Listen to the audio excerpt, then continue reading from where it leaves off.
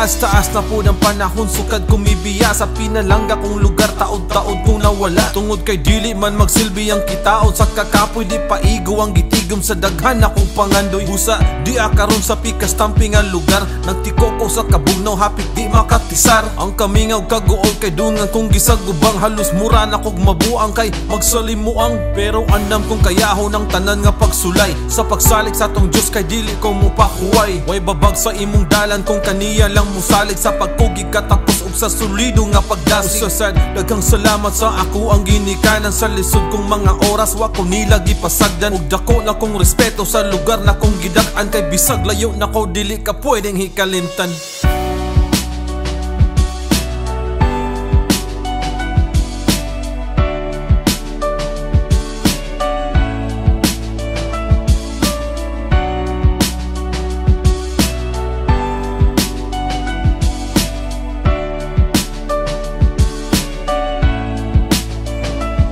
Matag segundo og minuto bisag na akos trabaho, di mapugan ang kamingo sa mga amigong taga Sugbo. Labi na magsuri-suri me, daplin sa kulon o gimingaw na ko og kaon sa tindang baratohon. Nindot yun ang lingaw-lingaw sa imuhang paglakaw, bisang pagwa na kay madawdaw nay muduol nga bugaw. Dayon og gusto kag chicks bay nay baratohon, mahimuot lang kos kabuang sa miaging panahon. Dakura ang kalahian sa kong yuta nga natawhan, kay tanan akong makita din hiwa na ko maandan. Kay gawas nga lahira ang inyuhang sinultihan, labaw ng dili ka sa liga ng bati nilang batasan. Pero anda magpasensya kay usara kakabos, para sa akong kaugmaon permi kong magpaubos. Bugti sa yuta kong natawhan ang tanan akong antuson, umahan akong Cebu kay permi gyud kang handumon.